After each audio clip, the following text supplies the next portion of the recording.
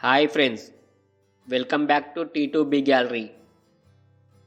ఈ వీడియోలో డైరెక్టర్ సాయి రాజేష్ గారి all movies and rich and flops గురించి తెలుసుకుందాం. నెంబర్ 1, హృదయ కాలేయం.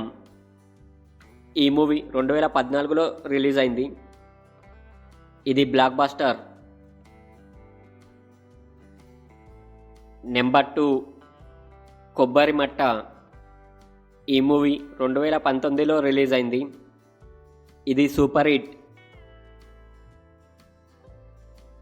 Number 3, colour photo. ఈ మూవీ 2020లో రిలీజ్ అయింది. ఇది బ్లాక్ బస్టర్.